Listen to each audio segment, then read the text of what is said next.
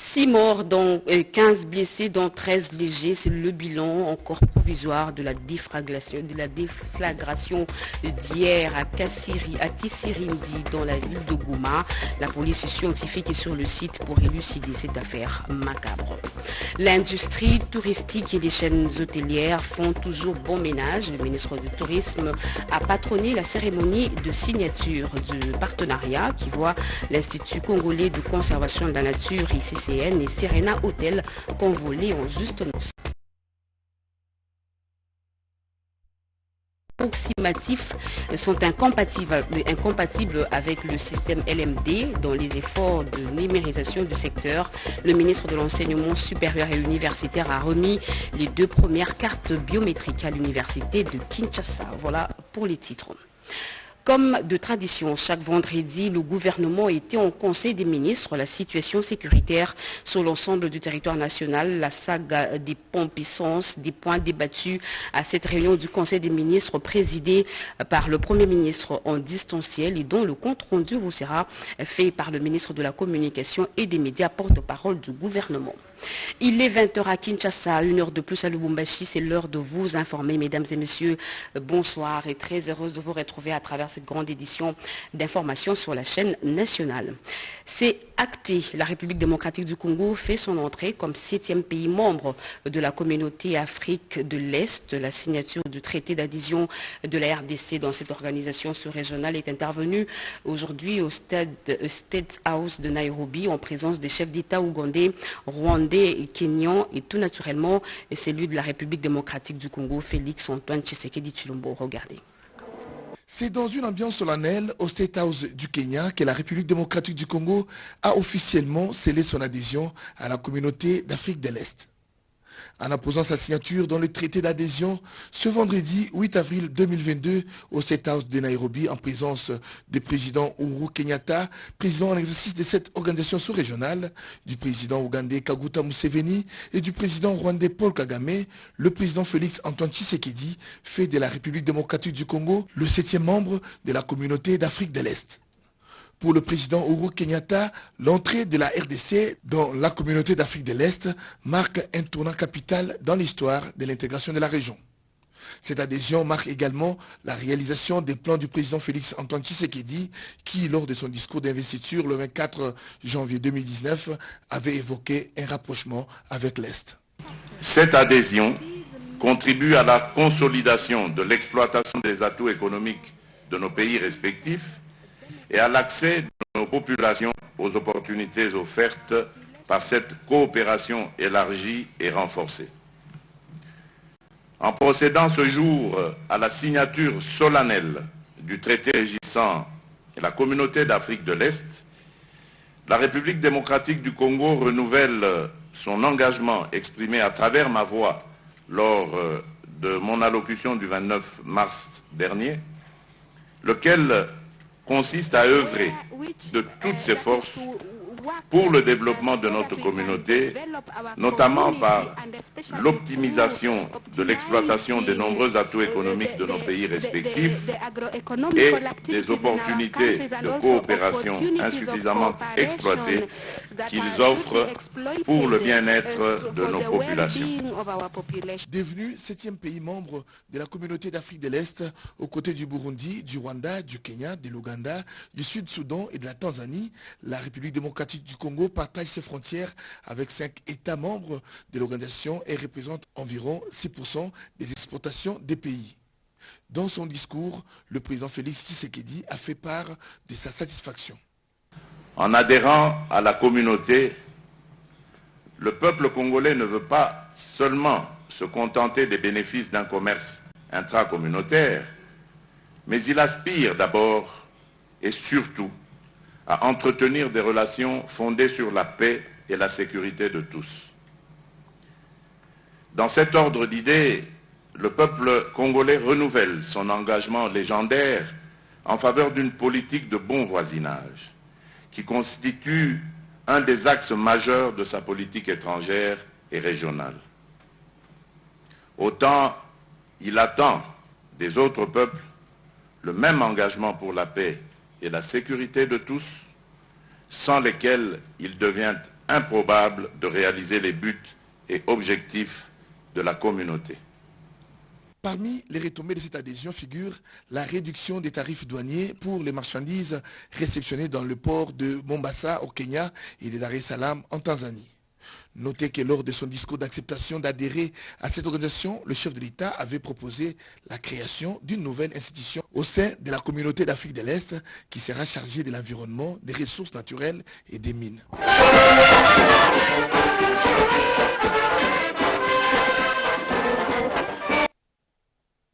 Goma, chef-lieu de la province du Nord Kivu, s'est réveillé dans les mois total. 6 morts et 15 blessés, c'est le bilan provisoire de l'explosion hier soir d'un engin explosif au camp militaire Katindo.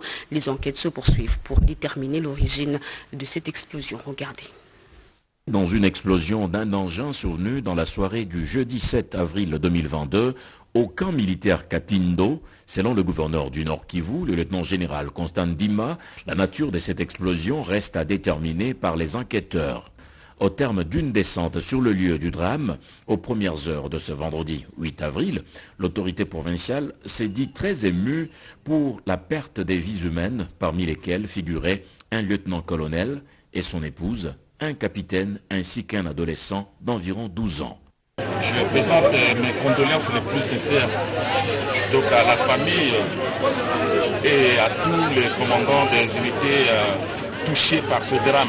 À ma première vue sur les lieux, mais j'ose croire qu'avec des déflagrations pareilles, ce n'est pas ce que j'ai appris par-ci par-là qu'il s'agit d'une grenade.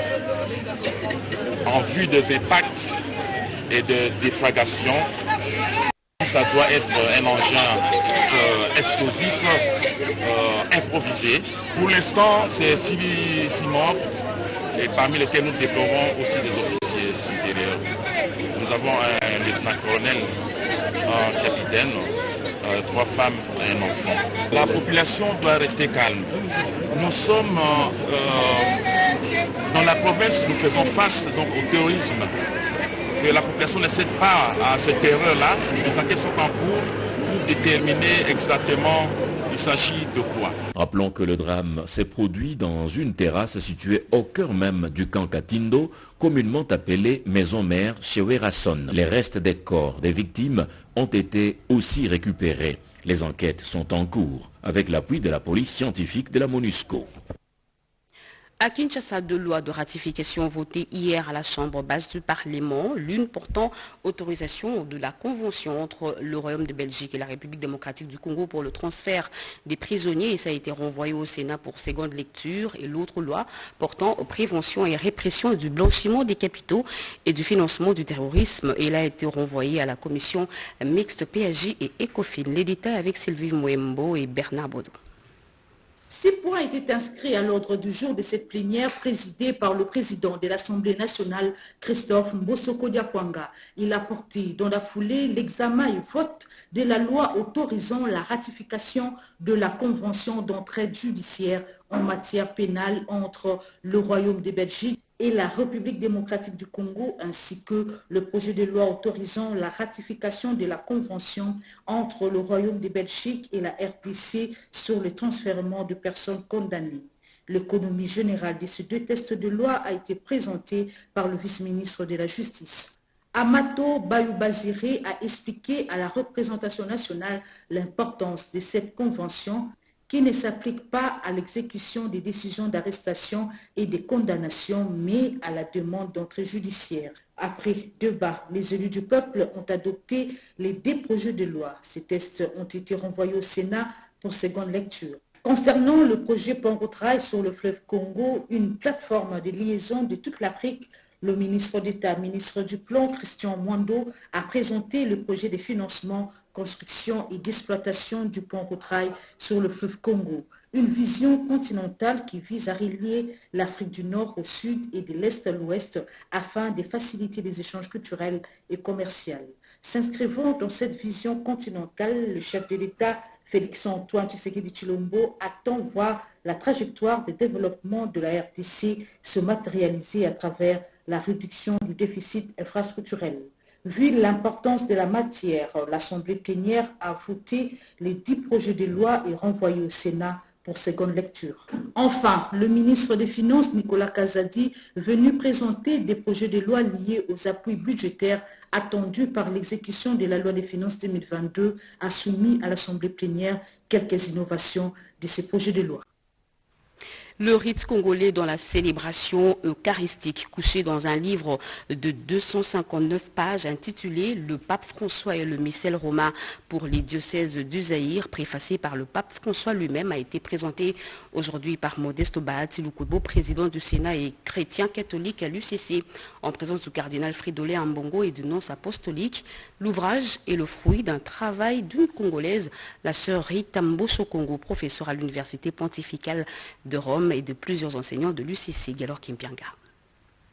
Le pape François et le missel romain pour les diocèses du Zaïre, c'est un livre qui a été présenté ce vendredi à Kinshasa, à l'Université catholique du Congo, en présence du président du Sénat, Modeste Bahati Lukwebo, et d'autres personnalités de l'Église catholique. Cette œuvre d'esprit étalée sur 259 pages. Très émerveillé par le rite zaïrois dans la célébration eucharistique, le pape François, qui a préfacé cet ouvrage, indique que le rite zaïrois est retenu comme un exemplaire à l'inculturation liturgique de l'Église catholique romaine, d'où son appel à l'Église locale dans un message vidéo en direct. Le chef de l'Église catholique a demandé à l'assistance de s'approprier cette célébration liturgique faite en sa propre culture. Motif de satisfaction pour l'abbé recteur.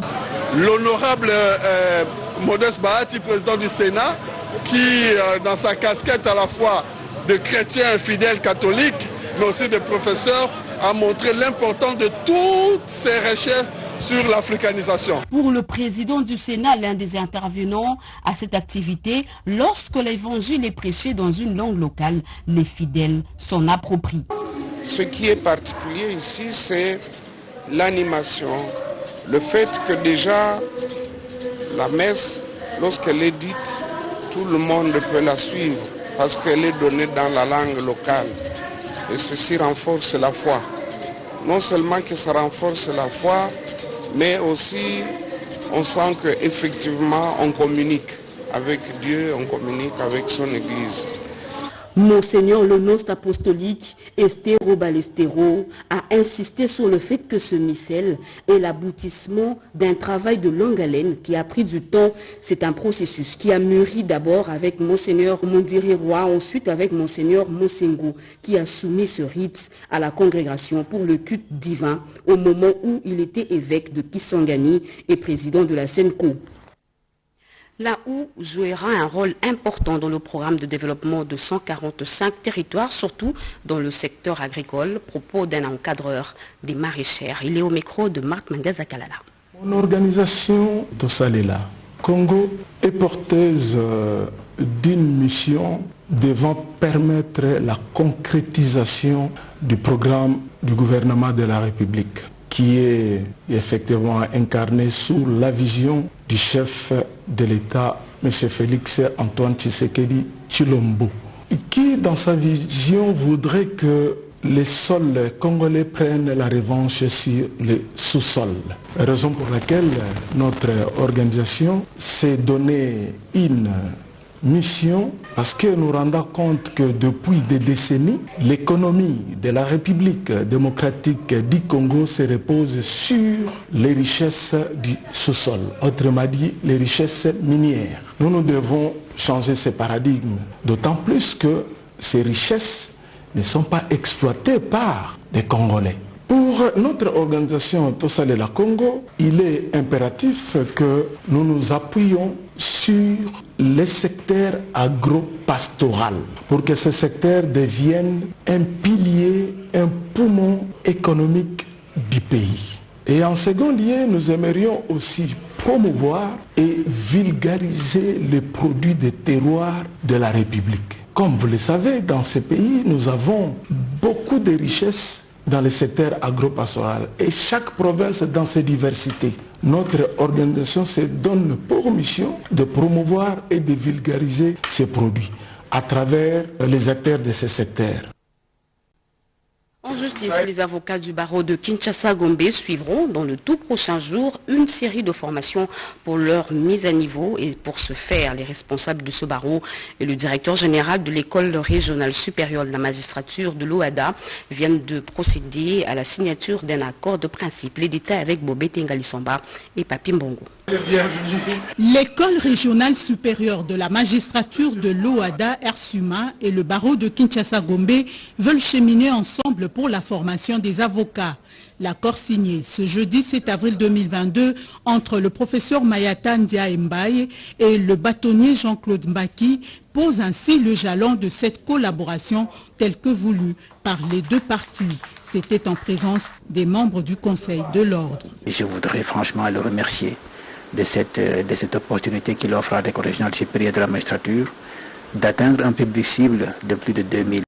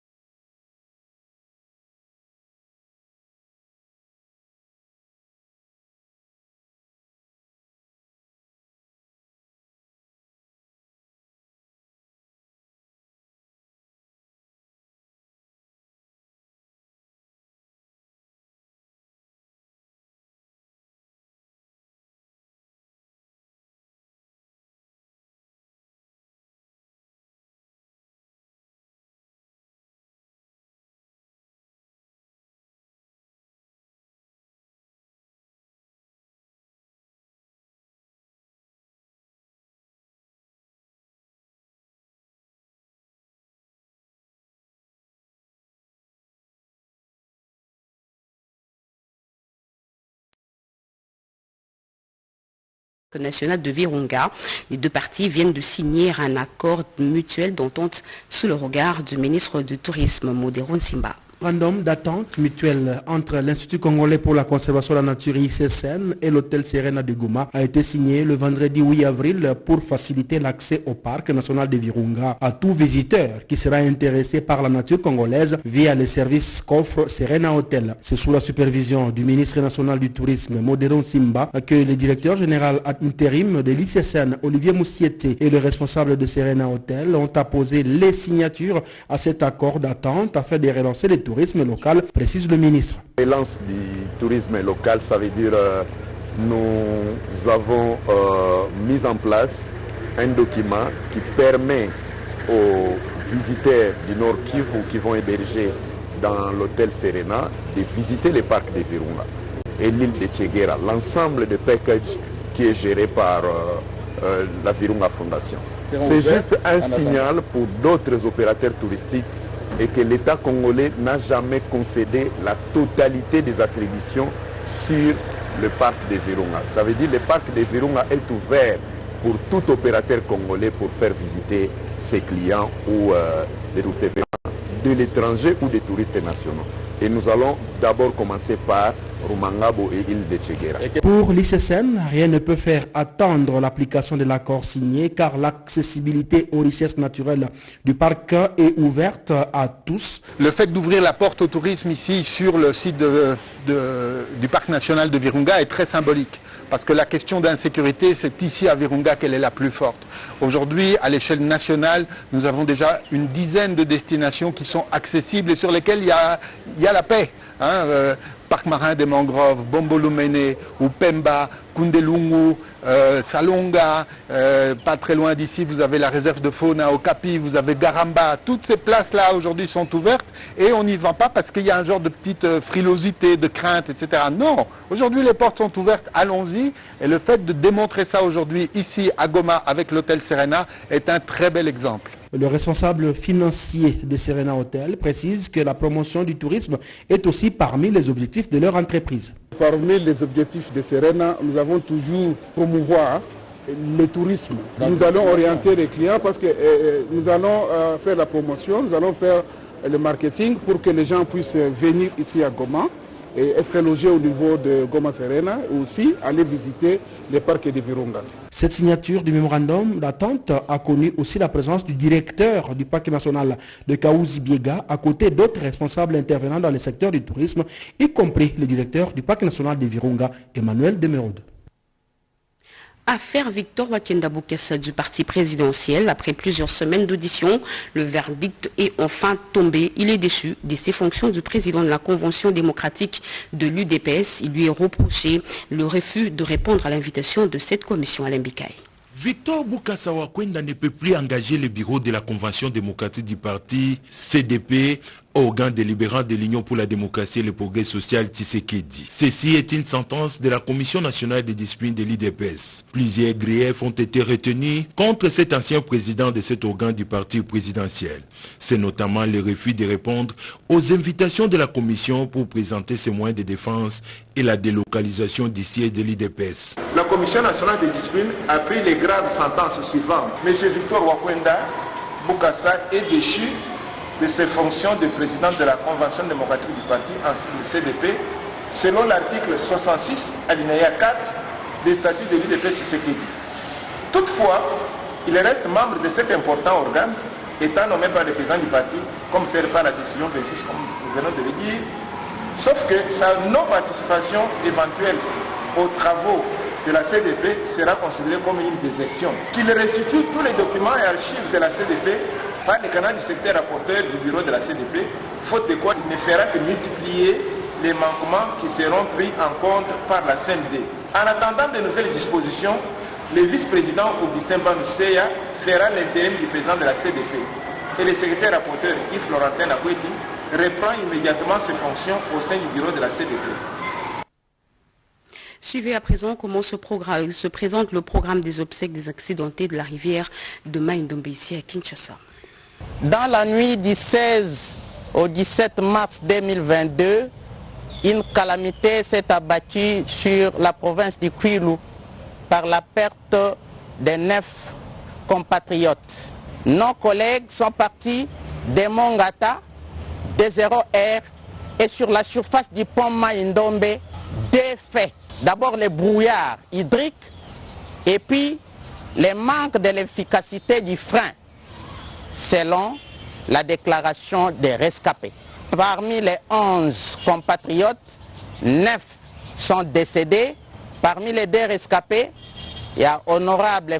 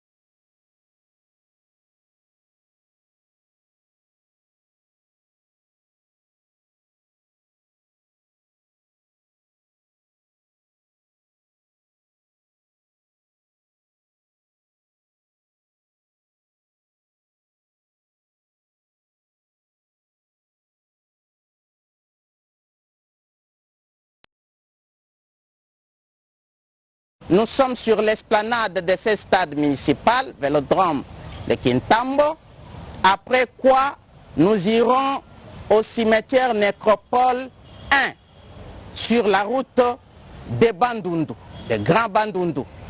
Après inhumation, tous seront transbordés sur l'esplanade de l'espace Kagé, 16e rue Limité, pour un bain de consolation. C'est seulement après ce bain de consolation que nous allons dire intégralement au revoir aux illustres disparus. Kamwanya Kalumuna, c'est lui le nouveau directeur général intérimaire de l'OGEFREM. Il vient de prendre son fauteuil au terme d'une cérémonie de remise-reprise présidée par le secrétaire général au transport, cérémonie organisée aujourd'hui aux installations de cette entreprise publique chez Dichala.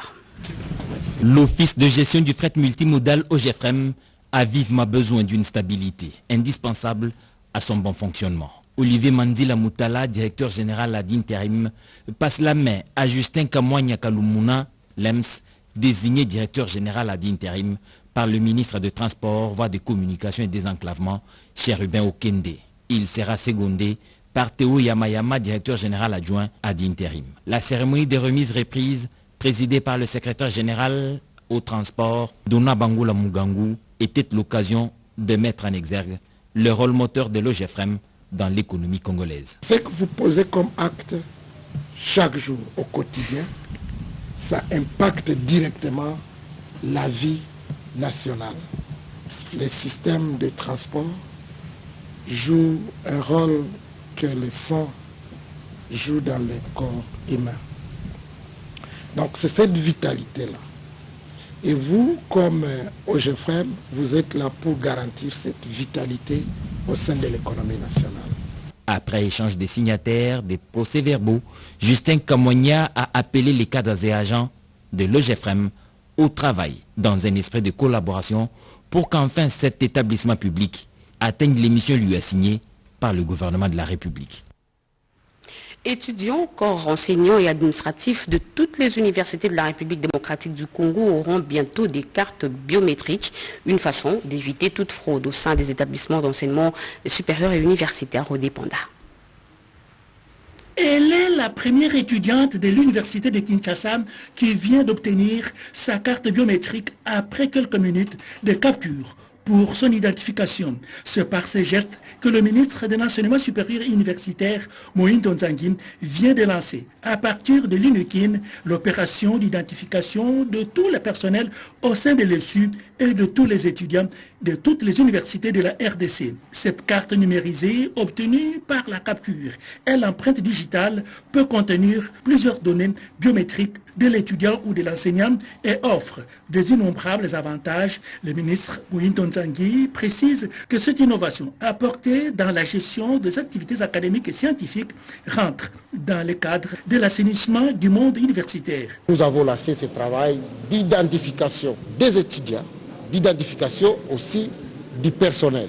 Et c'est très important pour nous, en tant qu'université de Kinshasa aujourd'hui, d'avoir une vraie base de données. Ça nous permet de faire la promotion de nos professeurs. Pour les étudiants, nous voulons avoir la maîtrise des effectifs. Et cette identification des étudiants va nous permettre de leur donner les possibilités d'accéder au bus grâce académique. Cette identification des étudiants nous permet de leur attribuer des numéros et ces numéros nous permettront de poursuivre leur scolarité. S'il a échoué à l'UNIKIN, il ne peut pas aller se faire inscrire ailleurs, falsifier des documents. Ça nous permet d'authentifier nos diplômes. Donc ça va nous aider, cette numérisation, à faciliter la gestion.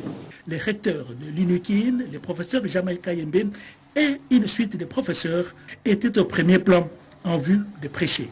Par l'exemple, bien avant la cérémonie, le ministre des tutelles a échangé avec le comité de gestion de l'UNIKIN sur quelques dossiers. Qu'est-ce qui est fait dans le secteur de mines et qu'est-ce qui reste à faire? Eh bien, la Chambre de mines et la FEC ont tenu une conférence de presse aujourd'hui pour faire un état des lieux. Françoise Boulabois qui nous en parle. Le secteur minier congolais occupe une part importante dans le budget de l'État. Des efforts consentis dans ce secteur pour développer l'économie nationale sont considérables mais moins vulgarisés. C'est dans ce cadre que s'est tenue cette conférence de presse par la Chambre de mines sur l'état de lieu du secteur minier en RDC. D'entrée de jeu, le président de la dite chambre, Liu Atoun, a dans son intervention prouvé comment l'industrie minière participe à l'économie de la RDC. Nous avons montré que le secteur minier a un visage humain. Il faut laisser une trace dans le sable, que le vent de l'histoire ne sera pas effacé. Et cette empreinte-là, c'est l'empreinte où nous créons des valeurs, des richesses, nous les partageons avec toutes les parties prenantes pour que tout le monde avance. Quand je crée 2000 emplois, et que j'ai devant moi 20 000 demandeurs, vous ne verrez pas mes efforts. Mais si nous diversifions l'économie et nous rendrons notre pays un grand chantier, les 18 000 chômeurs vont trouver de l'emploi. Et alors là, vous verrez tangiblement la différence. Il était également question pour les orateurs du jour de démontrer l'état de relation avec le parti prenante et les préoccupations de l'industrie minière. Les statistiques démontrent que l'industrie minière a généré près de 6 milliards de dollars américains de revenus à l'État entre les années 2018, 2019 et 2020. Les mandataires en mine estiment que l'apport de l'industrie minière n'est plus à démontrer. Madame Marie Chantal, vice-présidente de Glencore RDC, explique. Nous soutenons l'entrepreneuriat local pour nous assurer qu'avec le temps, nous augmentions la proportion en fait de la consommation locale au travers de cet entrepreneuriat local. La coordinatrice de la Chambre de mines, Bernadette Poundou, a réitéré sa confiance à toutes les parties prenantes pour leur appui dans le secteur minier, ainsi qu'à la FEC qui, à travers la Chambre de mines, s'engage à favoriser l'émergence de champions de l'industrie. L'autorité de régulation de la sous-traitance dans le secteur privé rassure les entrepreneurs de la détermination du gouvernement pour l'octroi des contrats aux entreprises à capitaux majoritairement congolais. Le directeur général de cette structure l'a démontré lors de la 2e édition du forum Challenge Entreprise. Françoise Belaï, Merendeki.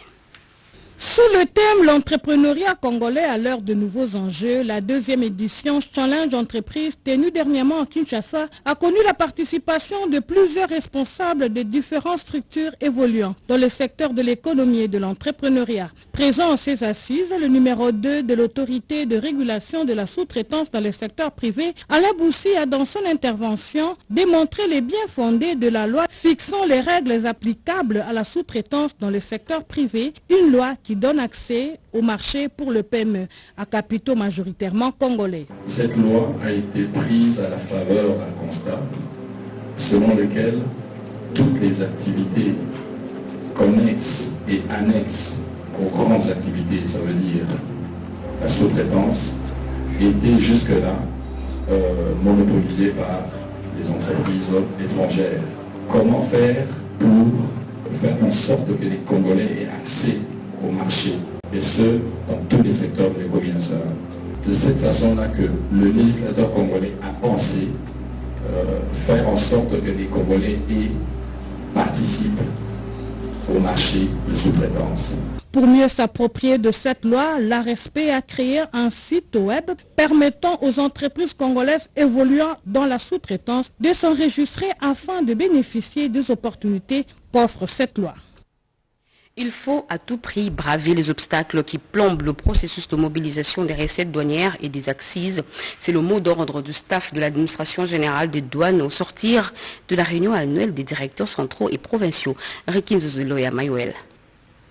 En présentiel et d'autres en visioconférence pour évaluer entre autres le niveau des ressources internes pour l'exercice 2022, selon que les assignations sont de l'ordre de 4 565 milliards 900 millions de francs congolais de recettes douanières et accisiennes à couvrir dans le cadre du contrat de performance signé par la DGDA.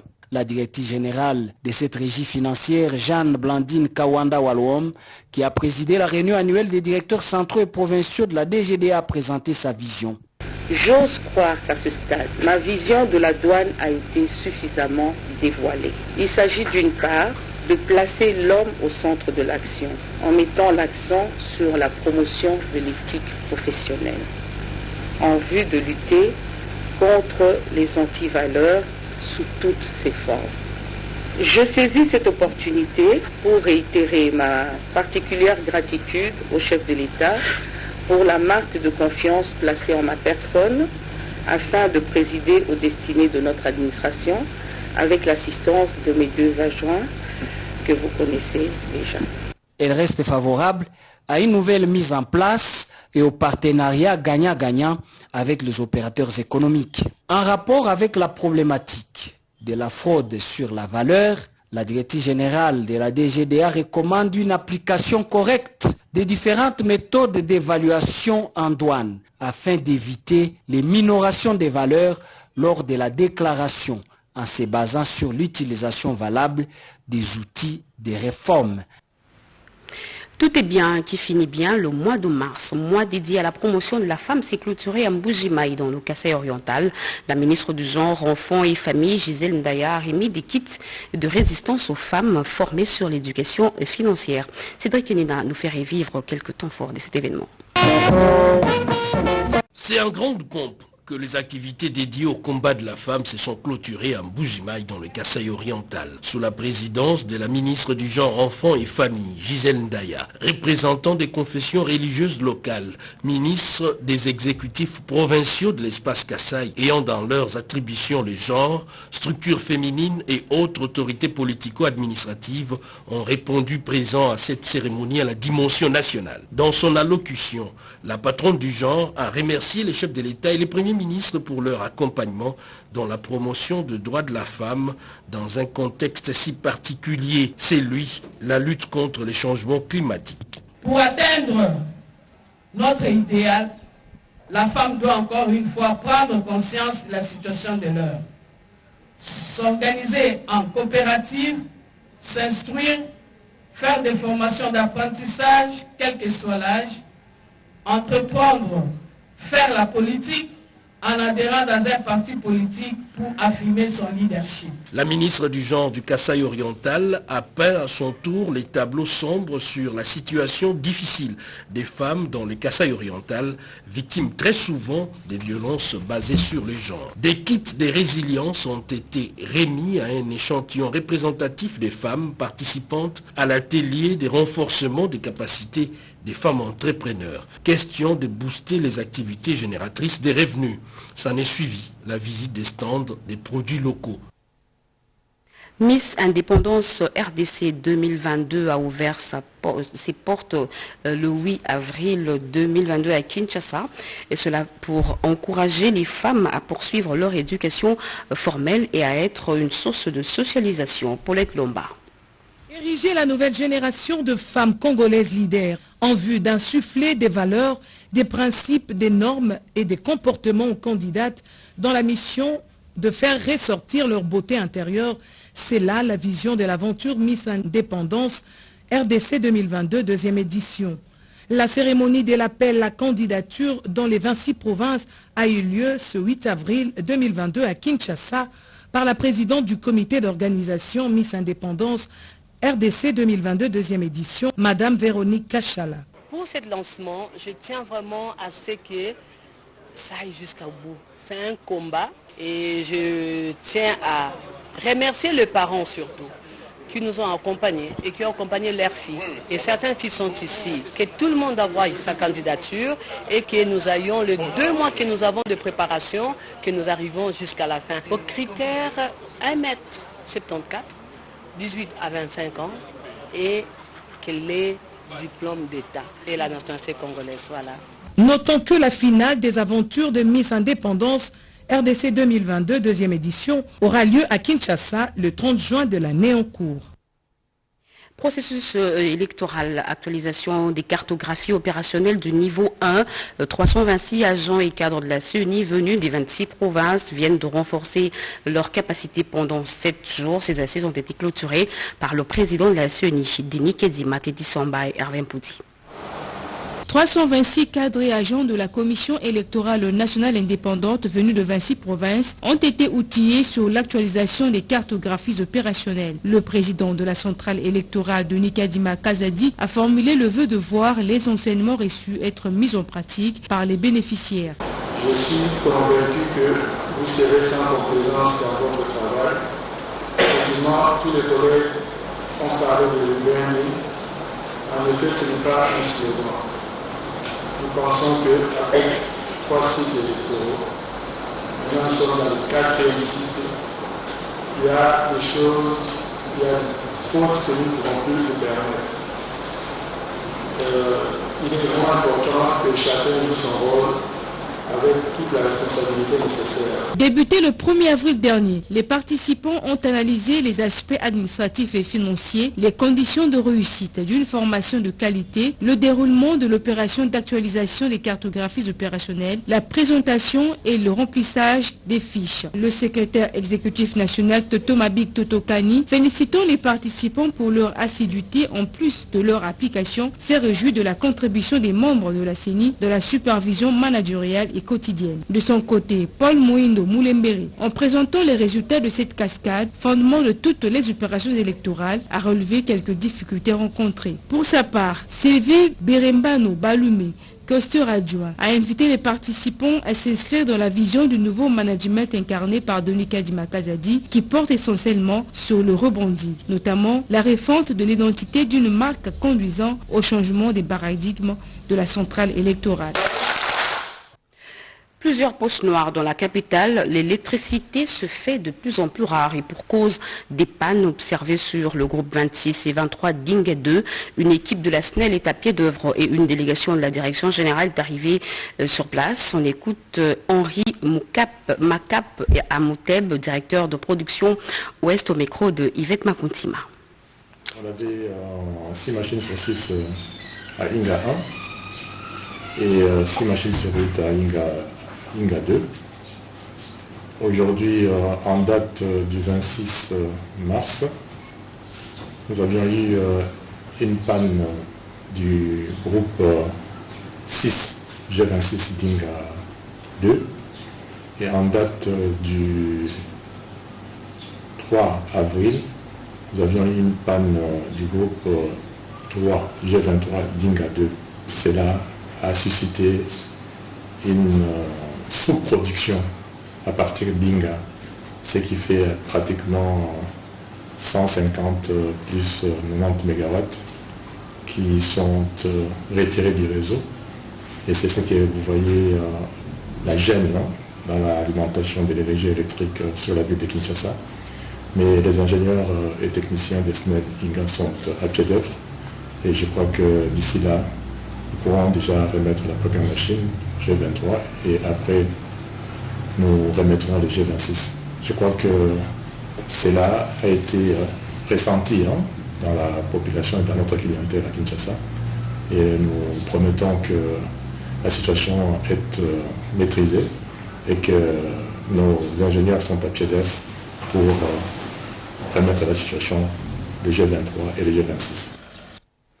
Fin de ce jour-là, mesdames et messieurs, merci de l'avoir suivi. Merci à vous qui nous suivez à Dimbelengi au Kasaï Central et partout ailleurs sur satellite. Vous êtes sur les RTNC. L'actualité continue sur nos antennes. Retrouvez à 23h Serge Merlin Mata. Moi, je vous fixe au rendez-vous demain à 20h. Excellent début de week-end à toutes et à tous et très bonne suite de programme sur la chaîne nationale. Au revoir.